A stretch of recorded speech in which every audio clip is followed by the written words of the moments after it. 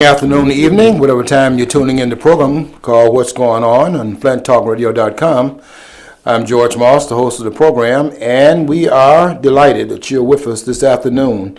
We always say at the beginning of the program, good morning, afternoon, evening, because we don't know what time you're tuning in the program. We come on live at 2 o'clock, and you pick us up at that time, but also, as you're finding out or have found out, we are also available to be listened to at your own convenience.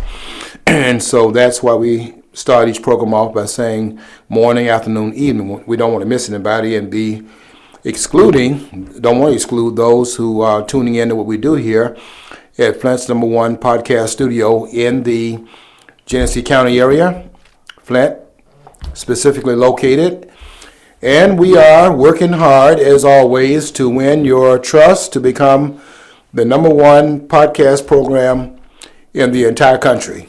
And we're not going to stop until we get more cameras in here. When we got about 90 cameras in here, and we can't seem to buy enough cameras.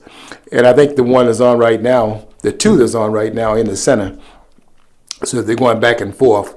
I'm assuming the two cameras right here. If I look into those cameras, you can don't shoot till you see the white of their eyes, and don't be shooting at the cameras in here. We got to come forward with this program for the next hour. And at 3:30 this afternoon, which is about 30 minutes after this program ends, we will have Sartorius Black History Corner. And the stars there are Catherine Blake and Catherine Williams, and they'll be bringing another 30 to 40 minutes of programming here at FlintTalkRadio.com. And we hope you'll stay tuned for that as well. Today we're going to talk about maybe a couple of things. We might get into the third as well. I want to talk a little bit about an article that just came out written by John Hawkins that was published last week, the last part of last week. And to share with you some of the ideas that he had and some of the things I added to it. His article is called The 5 Political Fallacies Too Many Americans Embrace. And there are a lot more fallacies that too many Americans embrace, but we will talk about these 5. Probably about 500. But these are the 5 political fallacies that John Hawkins listed. I want to also bring one of my favorite writers into the discussion today if we have time. I think we will have time, because I'm going to go to that probably second after I get through John Hawkins' article.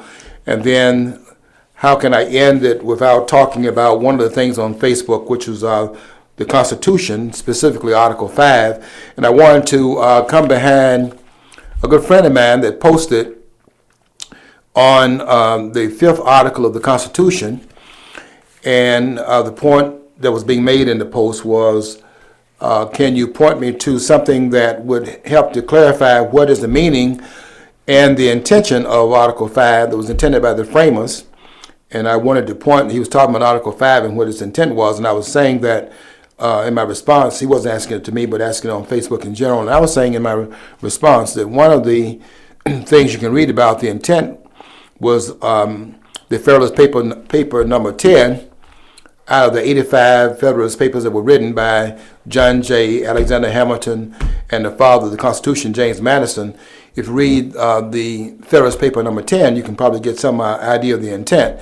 And I'm going to disagree with some of the ones who've commented about this, such as in the write-up on it written in what is called the American Thinker, which is a very good source. And then someone who I really admire, but I did think he took one of my ideas and didn't give me any credit for it, and that is Mark Levine, who comes on at 6 o'clock here in the Flint area from 6 to 9, and his book, a very important book, called The Liberty Amendments. And I don't know if Martin Levine took my idea, but I will say this. I was out there 6 months before he wrote the book.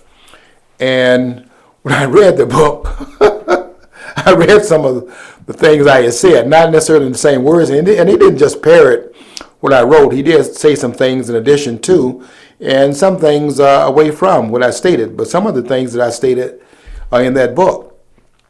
And I did send him a copy of my Facebook writing on my calling for a constitutional convention. And I disagree with him on some of the points he made. in terms of what this means. I'm going to read you the article so we can become coherent about what the Constitution calls for, so we all have the remedy that we need in order to get Washington straight. Because nothing we're talking about is going to bring about the resolution that we need, and none of what we're talking about right now is going to get the job done. I hate to be the one to break it to you, but we're going to have to get rid of everybody in Congress. And that means the good ones as well as the bad ones. And we got to get over this idea that you can maintain anyone that's in the Congress right now. The fact of the matter is that everybody in Congress, everybody in government is expendable. Let me tell you the one thing that's not expendable that we have here, and that's the thing that we're dispensing with every day, and that is the Constitution of the United States. The only thing that is not expendable is the document that governs the law of the land and determines what politicians will and will not be allowed to do. And what we are doing is we're retaining everything else and dispensing of the one thing that is indispensable. Anybody that thinks the politicians are indispensable, this is absolute nonsense. Every politician in Washington is dispensable, and I'm going to be calling right before we get ready for the 2014 election to put everybody that's up for re-election, practically speaking, to get rid of them. But to understand that some need to go first and foremost while others are retained, but they have to go also. Anyone that's involved in bringing forth a $17 trillion debt, anyone that's in the mix of that decision making that occurred during that time period in which we accumulated this kind of debt, they have to go.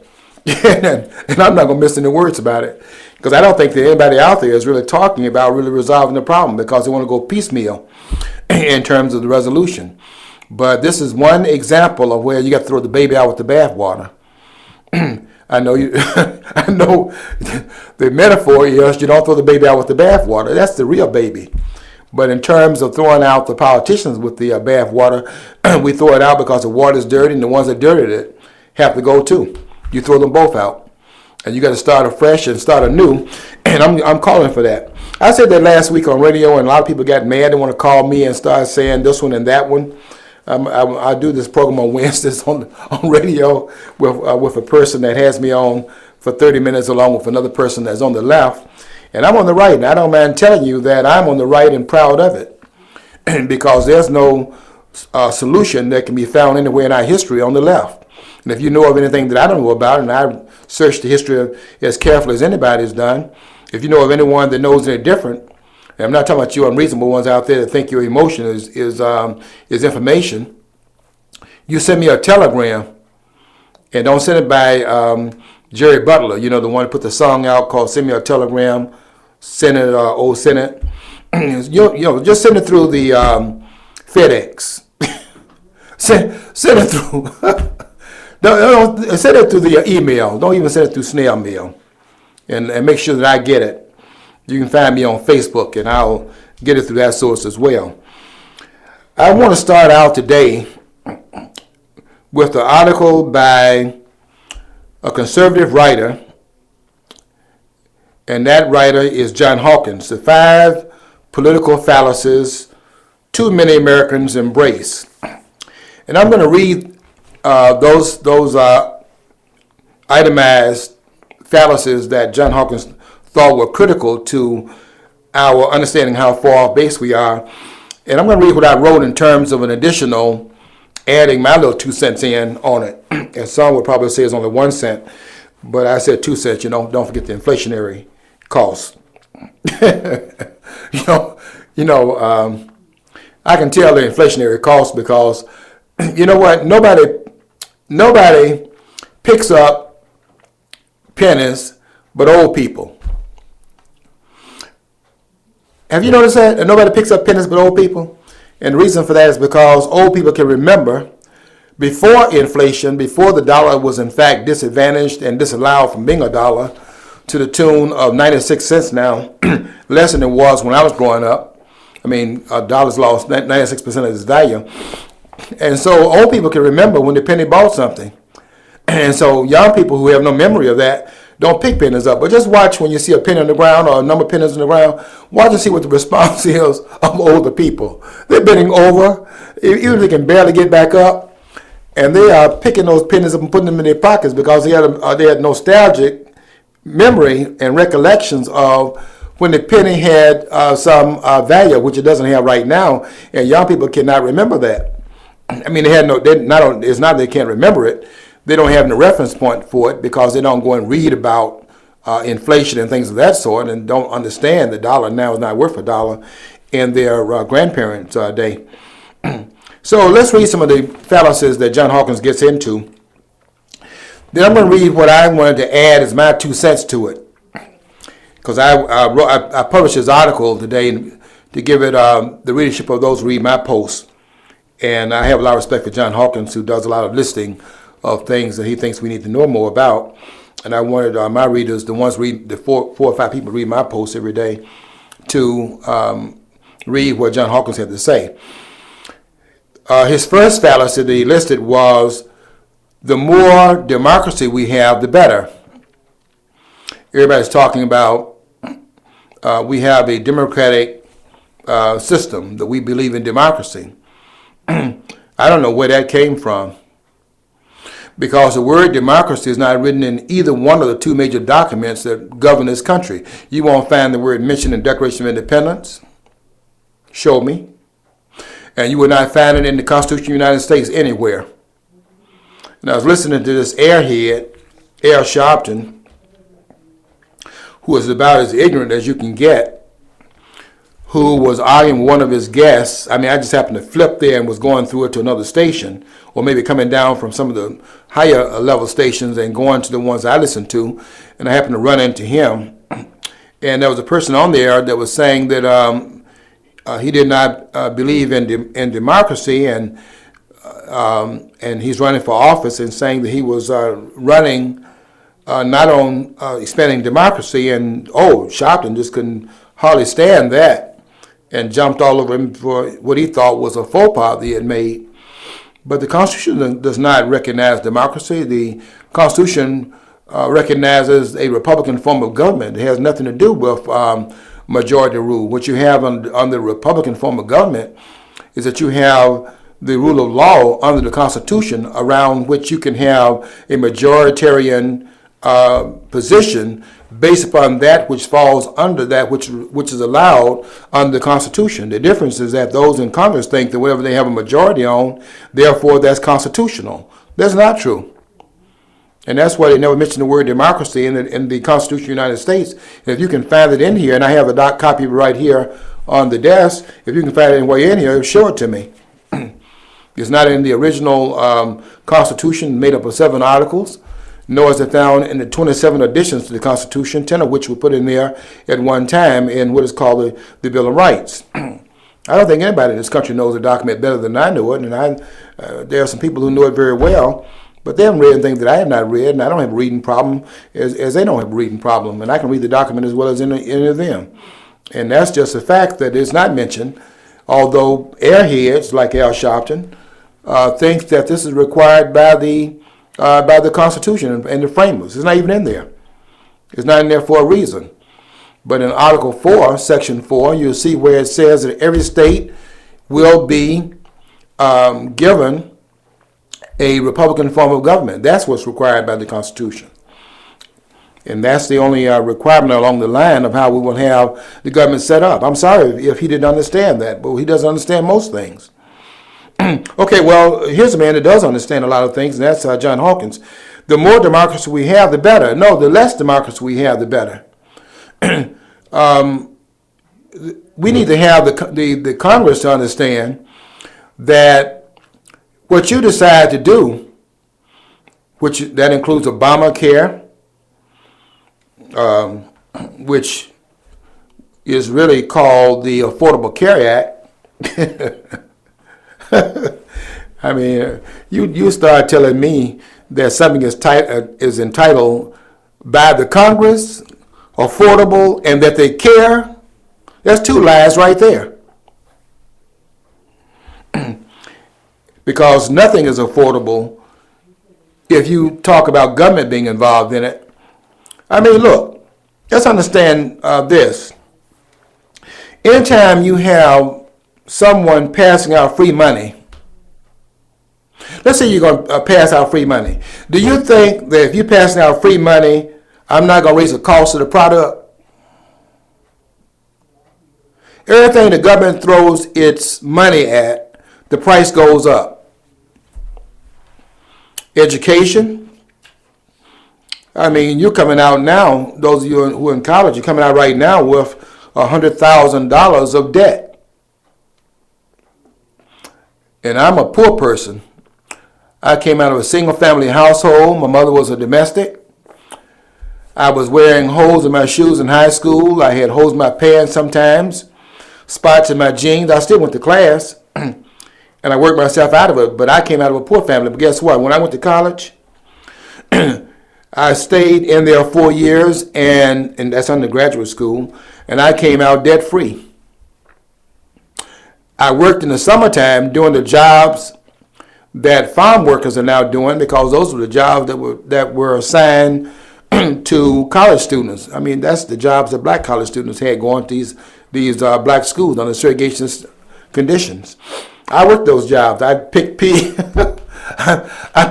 I pull the peas into what's called a conveyor loader, and they have this big turbine turning around, and peas would fall to the side, and they would be taken to the factory where they would can the peas with Green Giant. I worked in that field. And then when I got through doing that, because the peas came in earlier than the tomatoes, I went to New Jersey and they worked in the tomato fields for Hunt's Tomato Company. Maybe that's why I don't buy those products anymore. I buy from the other people. But I'm just telling you. But when I did that in the summertime, I played baseball for 2 years. When I ran out of money, because they kept raising the price just a little bit, so I had to do some additional things outside of working in the summertime to pay for my tuition. And then when I got to be a junior, the cost had gone up a little bit more than it had, so I had to find some other way to make up the difference. I played baseball for 2 years and paid for the additional cost. When I finished college, I did not, as one poor kid wearing holes in my shoes in high school, I didn't owe one person a dime for my college education. Now, how did that happen? Government had not gotten involved in it yet.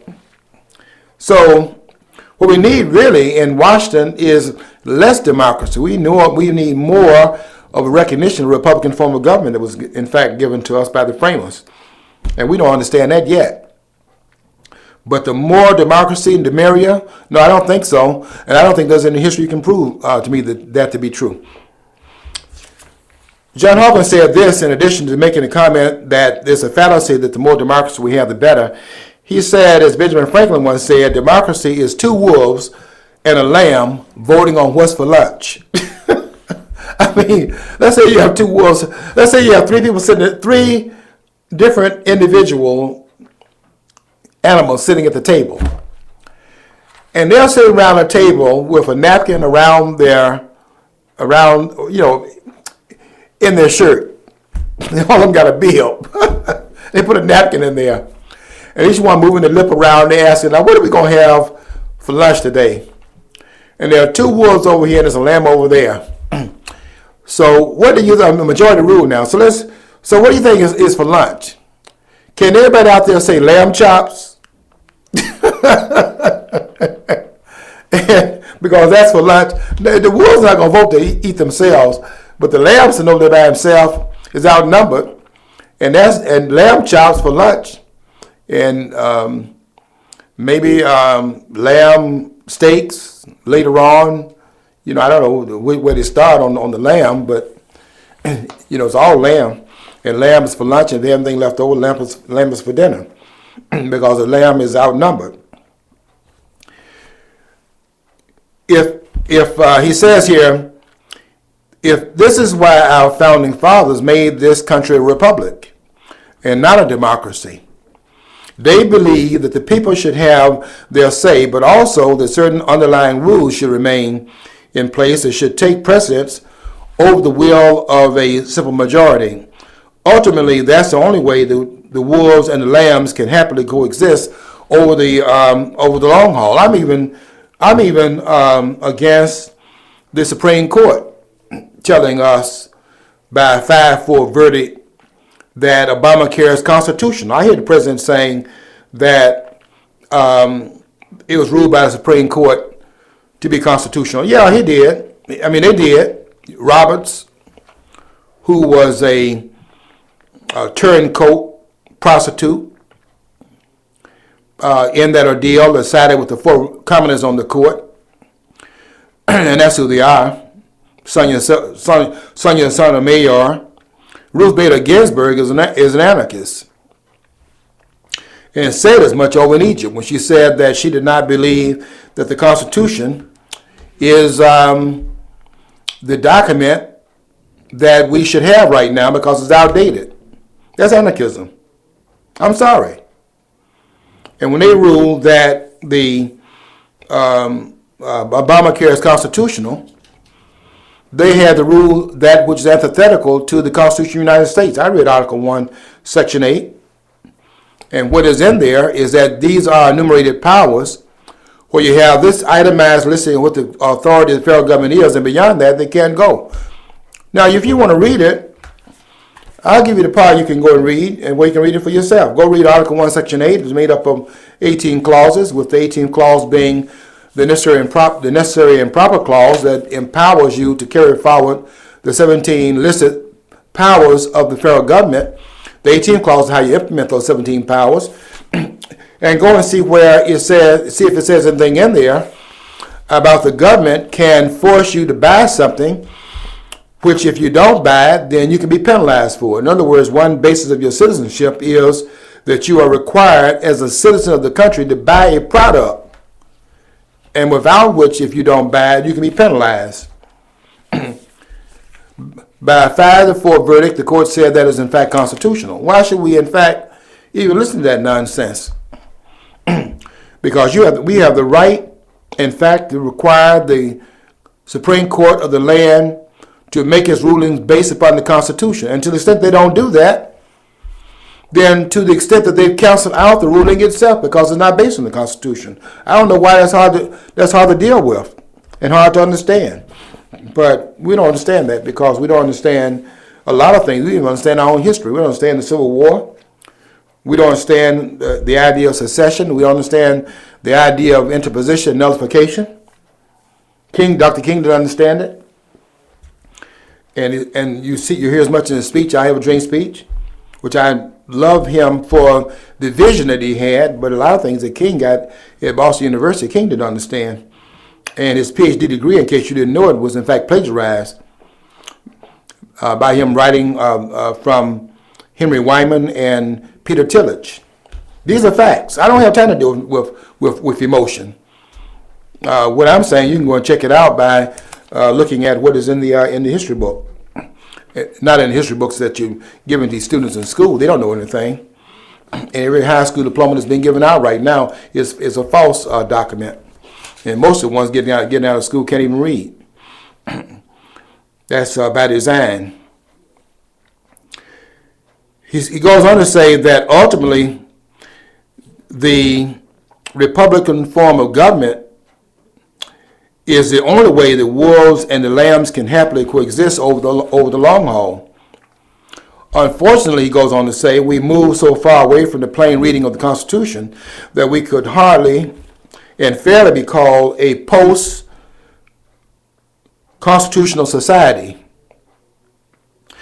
That's where a lot of them read it, by the way. A lot of them read the society we live in right now. They want to define it as a post-constitutional society. I've heard Mark Levine say that, and I heard Rush Limbaugh say that. And I've heard, and now I'm reading John Hawkins saying it. I don't agree with either one of them, because all three of them are wrong.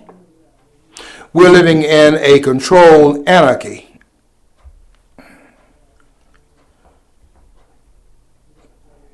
It's control because the politicians are the ones who are the anarchists, and they do not allow anyone else to be that. When you suspend the law of the land, I mean, Napolitano wrote a book called "It Is Dangerous to Be Right When the Government is Wrong," and he's right about that, but. The other thing is that when the government is in fact wrong, it's wrong because it's not following the Constitution of the United States. And when you don't follow the Constitution of the United States, what you have here is that you have legalized anarchy. We're not living in a post-constitutional America?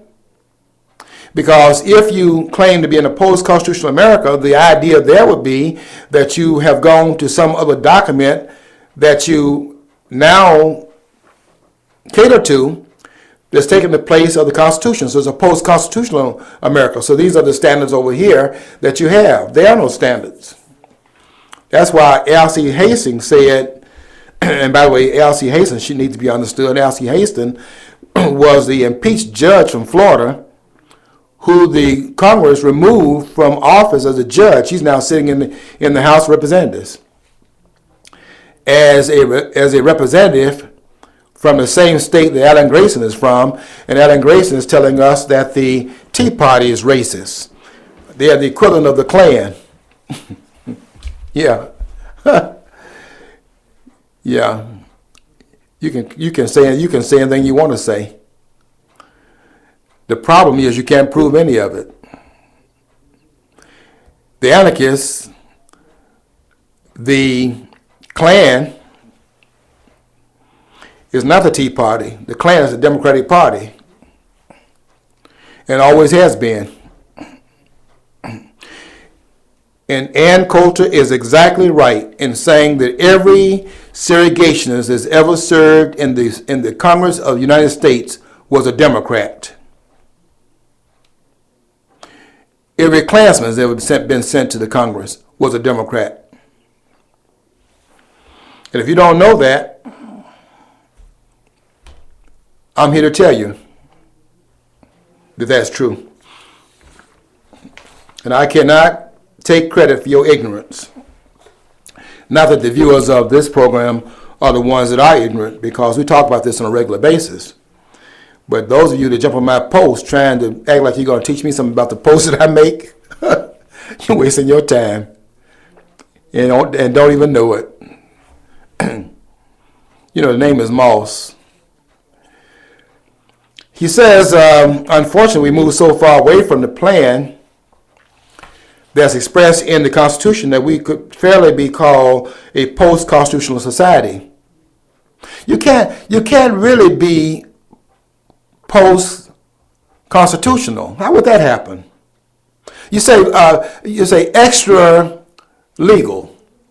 That would be post-constitutional. So then it would imply that some other legality is in place.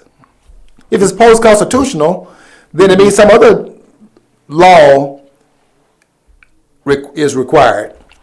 And Alcee Hastings, who I was talking about a minute ago, came out and said, and these are his words, and I don't think he was impeached as a judge in Florida. Why? Because he was doing some things down there in Florida he should not be doing. Alan Grayson, did you making a complaint about that, by the way?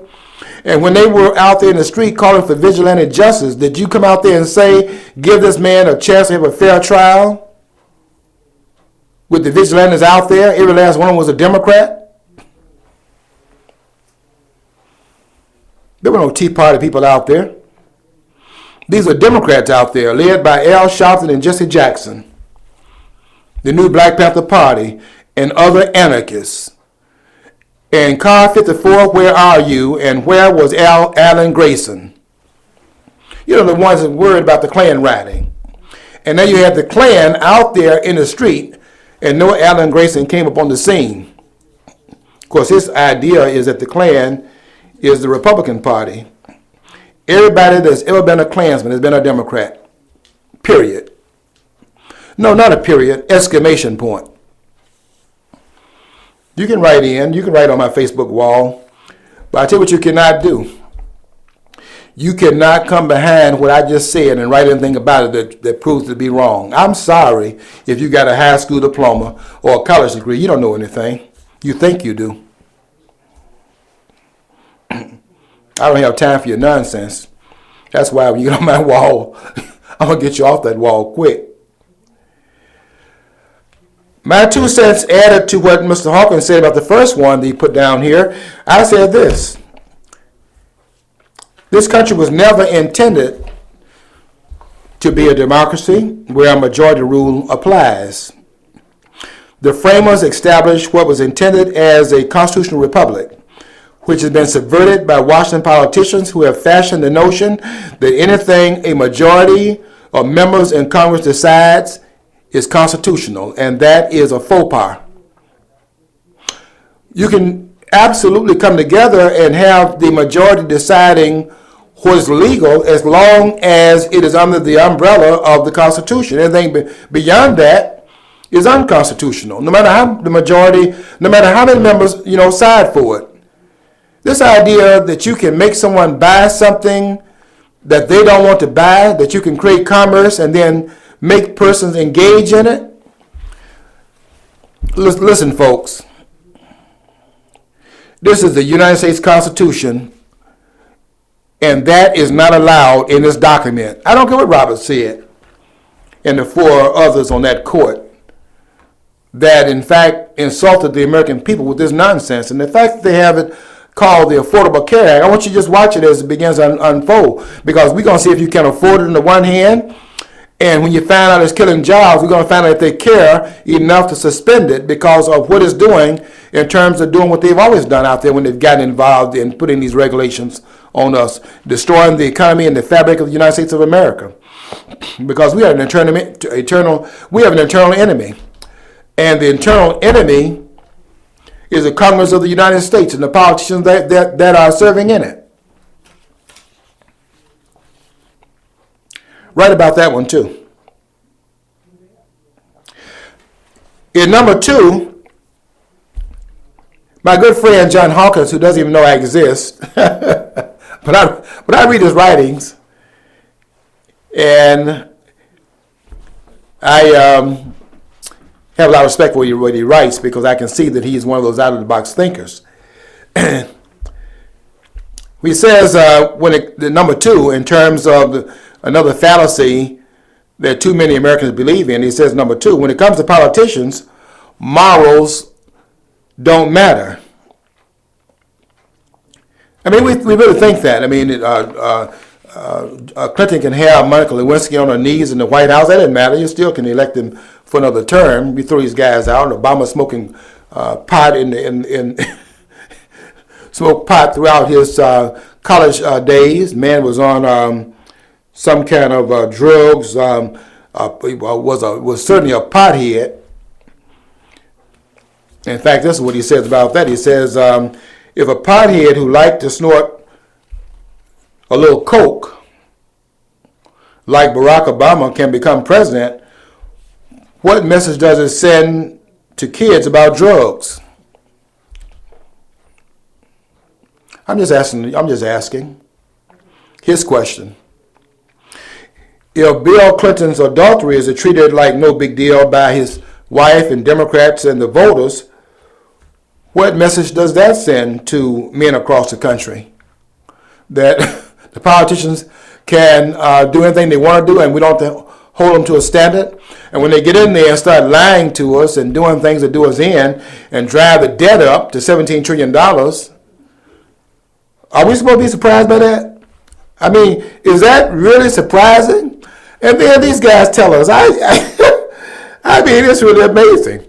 They're telling us, this is really one that I think we need to look at in terms of where we are right now in this country. They're telling us that the country will, if we don't get off this train ride, the country will be Greece. That's what they're telling us. That's what commentators are telling us. Let me tell you something. America has more debt than any country on the globe. Let me break that down. On the earth. In the universe. $17 trillion. And when they put that debt chart on television, those numbers are going so fast. If you just try to look on that right side where the dollars are going up, that thing is going so fast, your eyes are basically, turning over in the back of your head because you can't keep up with the calculation. And they got people believing that by servicing $17 trillion of debt, which is what they mean by that is, what they're doing is that they are paying the interest on the debt. They got people believing that servicing the debt is in fact dealing with the debt. Servicing debt adds to the debt. That's just the way those numbers are going so fast, because the debt is always going up. Because you service the debt, all you're doing is paying on the interest of the debt, and the debt continues to go up as a result of that. Try paying on the interest of the debt that you have. Let's say that you like, for example, I bought a freezer, and the freezer I have 15 months, same as cash. So let's see, if the freezer costs $750, and if I pay $50 a month for 15 months, I can pay off that freezer without paying any interest on the carrying charge. So guess what my first bill was from the bank? They don't think I can figure this out or what they're doing. They sent me my first note that I got to pay of $28. When if I pay $28 a month for the bill, I'll still owe some at the end of the 15 months. And they go back and charge interest on the whole $750 because it's not paid off in the 15-month time period. Of course, they don't tell you that. That's in the fine writing that you got to read for yourself. So I sent them a check for $50. And when the 14th month gets here, I'm going to pay the whole thing off because I don't want to pay the interest on the charge. But the interest on the charge would be additional to the $750 that I went and borrowed, because that adds to the cost. So when you add just paying the interest, all you're doing is paying addition to the cost. You got to pay on the principal of the debt. If that $17 trillion is sitting there, that debt, you are guaranteeing that debt will in fact grow, and that's why you look at those numbers. But they don't want you to understand what you're looking at. They want you to think that they're continuing to spend money. That money, what you're looking at there is that the debt continues to climb just because it exists. You're paying for the very existence of the debt. But no economist is saying that. I'm saying it. And Peter Schiff was wrong in some of the comments he made about that last week. I have a lot of respect for Peter Schiff, but Peter Schiff was wrong in his statement. He was trying to contradict President Obama, who said that to raise the debt ceiling is not the same thing as raising the debt. President Obama was right in that case. In one of his rare moments, he was right. Raising the debt ceiling is a response to the debt that you already have. It's not raising the debt; it's responding to the debt.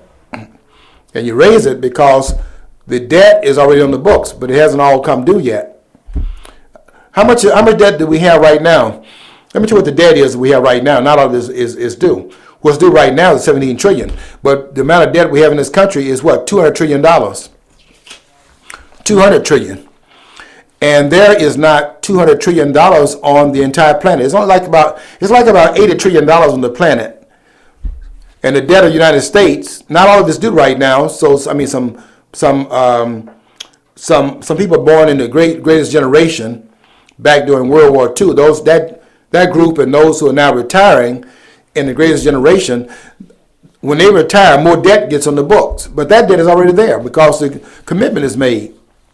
So as that debt becomes due more and more and more, then that $200 trillion is kicking in, so that debt looks like it's new debt. It's not new debt, it's old debt, because obligations are already on the books. And that's what President Obama was talking about, that Peter Schiff and others did not understand. Somebody whispered in Obama's ear because he didn't understand anything about economics. This is a lightweight and one of the more ignorant men that we've had in office, and the worst president in American history.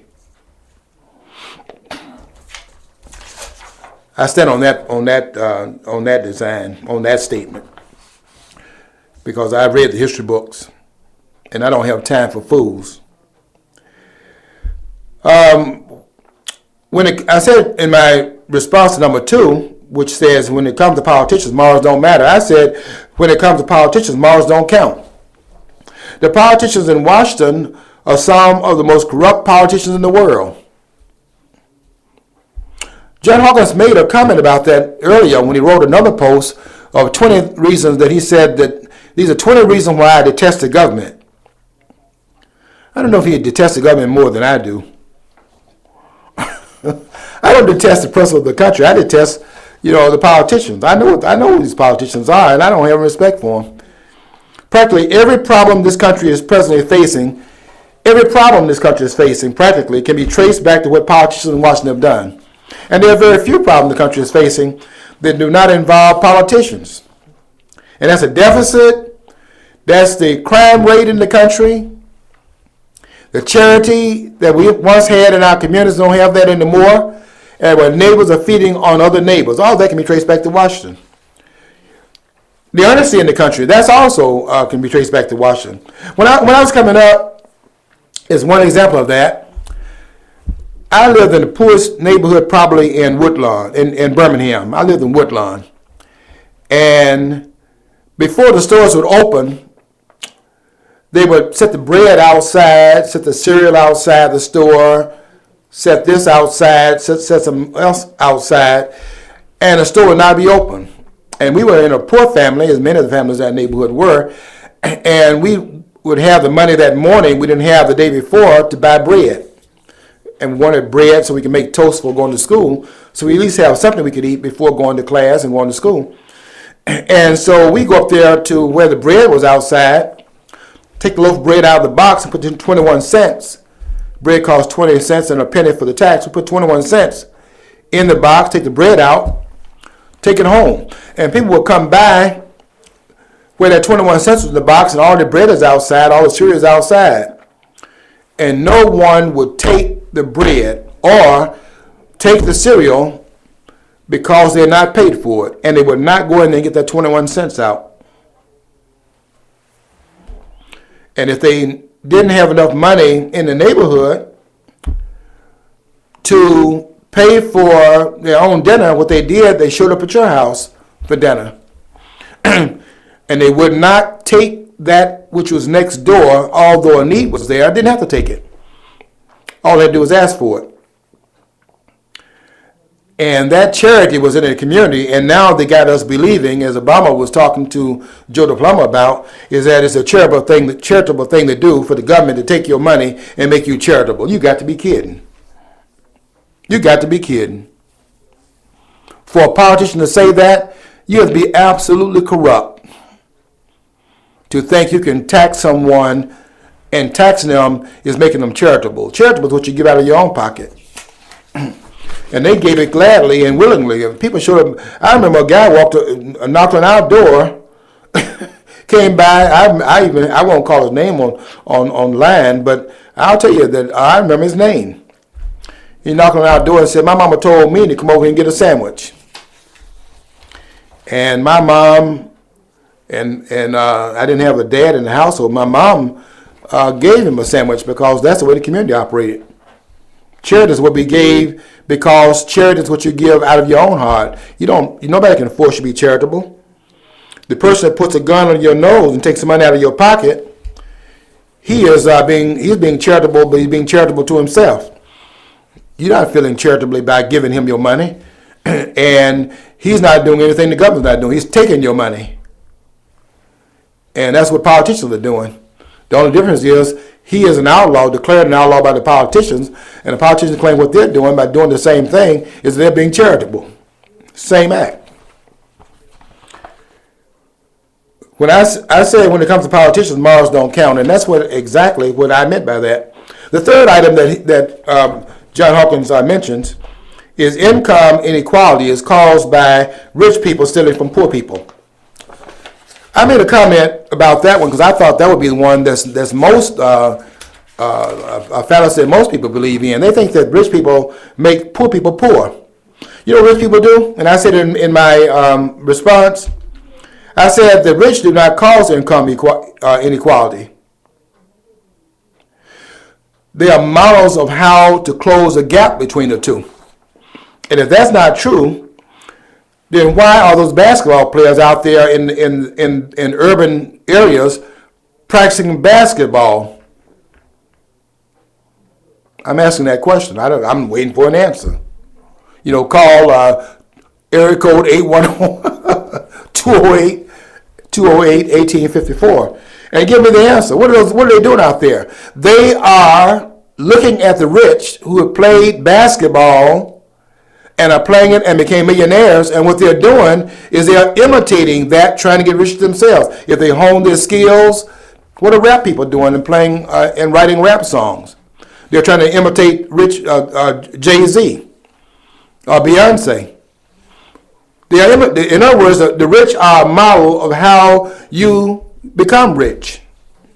They're not robbing from the rich. They are entrepreneurs showing the poor how to get there. And Jay-Z's money is not taken from those guys like Kanye West. I mean, has anybody seen Kanye West's house? Okay, good. Go and look at JC's house and see if either one has a small house, because the other one has a big house. That's nonsense that the rich are taking from the poor.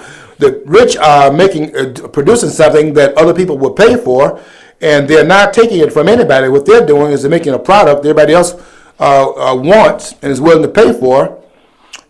For example, Michael Jackson was $400 million in debt when he died. His estate now is in the plus, because when Michael Jackson died, it brought more attention to his music, and now they're buying Michael Jackson's records at a higher rate right now than Michael could sell them when he was alive. After he put out that one where Thriller was on, he had 8 different hits on that Thriller album. Michael Jackson fell off. He sold 35 million of that particular album, but his album sales fell off after that. And he was spending money as if he was still selling the same volume of records, but he wasn't. He went into debt to a large extent. When he died, it brought more attention to his music, and now he's out of debt because people bought his records. But it didn't hurt. It didn't hurt this songbird, Celine Dion, and it didn't take any money out of the pocket of Jay-Z and any of these other artists. I don't know them all. What's that woman's name that's out there? Molly, I don't know what her name is. The one's out there doing the twerk. She's not losing any money because somebody's rich. She's creating something else people will pay her for. And that's what wealth is really about. Find some people who are willing to pay for and then do it. Number 4, there's no need to worry because politicians know what they're doing. Politicians don't know what they're doing. And there is no problem that we have in America that a single politician ever resolved. You can't name one problem that America has that has been solved by politicians. If you know of any problem that we've had in this country we don't have right now and has been solved by politicians, can you please send me a telegram again? Send me 2 telegrams, one on the earlier telegram, then send another one with this particular item in it. What problem have politicians resolved that we had a problem with and now is no longer a problem? Can you send that to me? Send it through email. Save yourself the cost. Don't send it through snail mail. I want to get that today. Politicians are good at one thing and one thing only, I said in my response to that particular item by John Hawkins, and that is they know how to lie. And that's the only thing they're good at. Everything else, we're waiting for politicians to resolve. You can forget that. They're not going to resolve any of the problems because everything that we're trying to resolve, they're part of the problem in that which needs resolution. They have not solved one problem in the history of politics and the history of the world. Not one. That's a fallacy. And I want to add to what he said here that there is no need to worry because politicians know what they're doing. That's a fallacy. And the fallacy is that anyone who thinks the politicians know what they're doing, what is the proof of that? There's no proof. It's an outlandish disregard of the truth. And then number 5, any sort of debt-related crash is a long way away. Now, John Hawkins is a little bit wrong on this one as well. He took Tom Coburn's idea. Tom Coburn is the senator from Oklahoma. He'll be stepping down at the end of his term. Unfortunately, he's one of the ones that should be going out last. He's going out before some of the others. And John McCain, I just heard you running again for another term when your term expires. I don't know what the date is. I don't think it expires in 2014 since the members of the Senate, 1/3 of them expire every 2 years. that 1/3 of the Senate is up for re-election. And I heard that John McCain, when his term expires, it won't be in 2014. I think it's 2016, if I'm not mistaken. That he's going to run. That he's thinking about running again. After having made me happy, I think he's going to step down. He's going to run, and at the time he runs again, he'll be 80 years old. Can anyone tell me what John McCain can add to what he's already done up there in the Congress? If he's done anything positive that he's not already been able to give us, that he can now offer us some new ideas at 80 years of age. These people are going to die in office because they can't walk away from power. And John McCain is now saying that he's now thinking about running again for another term. And the man has already been elected to 5 terms in the Congress. Yep, we need term limits. And when we get this Constitutional Convention in place, that we need to understand that's what's going to have to happen. We're going to have to call for a Constitutional Convention. I want to correct some things before I get off the air about what that looks like, because what's being said about that is incorrect in terms of what a Constitutional Convention actually is. And Margaret Levine, I want you to listen to this as well. I'll be adding a point or two of what you stated. A lot of what you wrote about in the book is correct and well stated and remarkably well written, as all your books are. Meritopia, that's a very good book. The one on liberty, excellently written, very well spoken in terms of how your writing is. But there's some things you made a mistake in this book here, because you have not really understood all of the mechanics in Article 5. And the reason for that is it's never been used. The second part of that article has never been used before in terms of amending the Constitution. So it's never been applied, and therefore how it works is not as clear as the one way in which we have amended the Constitution. But there are 2 ways in which it has been allowed, and only one of the processes that is in fact given in that article has been used. So the second part of the process, which allows for another mechanic to be put in place here, we don't understand it quite as well, but it's never been used before. But I hope to get to it before we get off the air. Let me do the 5th one by John Hawkins first, and we'll get into that. The 5th one says, any sort of debt-related crash is a long way away. John Hawkins believes that the crash is, if we don't change course, that it is in the near future of the United States, and it's not as far away as many people are claiming. Coburn thinks that it's about 4 years away. Some think it's like 2030 and 2050 is a long way of having taken place. The fact of the matter is the crash has already occurred. It's just that we're putting artificial methodologies in place, such as printing money, so as to hide what is really taking place. We are putting money in the stock market, which is creating false numbers along that line, which makes it appear that the economy is not already collapsed. The economy is already collapsed. And the printing mill is an indication of the fact that that's what has already occurred. And this idea that you can, in fact, postpone it inevitably, or if we don't get off this train, is going to bring about the collapse. What we're doing is hiding the collapse already taking place. $220 trillion of debt, $200 to $220 trillion of debt is collapse has already taken place. And this idea that's in the future, that is say that the result of that which is in place will become realizable more at that time than what we have right now. That's what is really the future that we are talking about. But the inevitability of it and the unsustainability of it is that you can't sustain the amount of debt that we already have for an inevitably long period of time. And I look for the chickens to come home to roost in 2015, as they're trying to postpone until after the election's over next year.